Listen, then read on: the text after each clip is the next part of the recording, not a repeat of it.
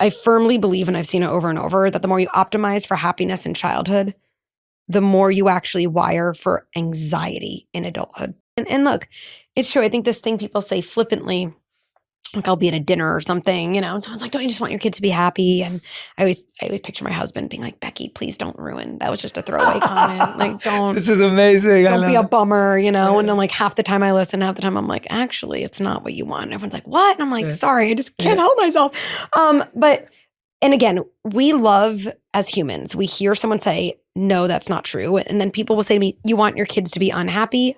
Obviously not. There's, again, so much in between two extremes. But here's the thing about optimizing for happiness in childhood. I firmly believe, and I've seen it over and over, that the more you optimize for happiness in childhood, the more you actually wire for anxiety in adulthood. Explain that. Let's take a situation that happens often, and then I'll zoom out, but I think the stories matter. Please, yeah, I do. I'm the only one in my class who can't read. My kid comes home and says this.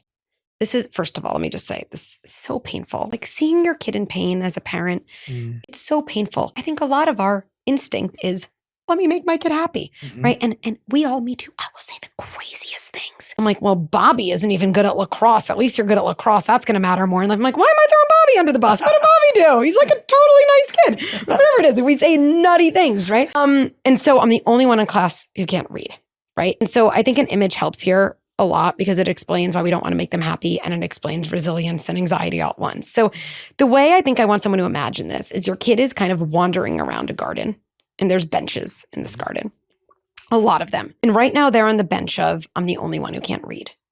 But I think you and I, Jay, we know that's not really the bench. The bench is, I see people who are able to do things I can't do, or I feel jealous, or I feel less than. And the truth is, that is a bench you will sit on at various times for the rest of your life. That feeling of everyone else can read better than me is something you're going to feel at college, at work. Life. Or maybe it's, I wasn't invited to, whoever's birthday party. You know what?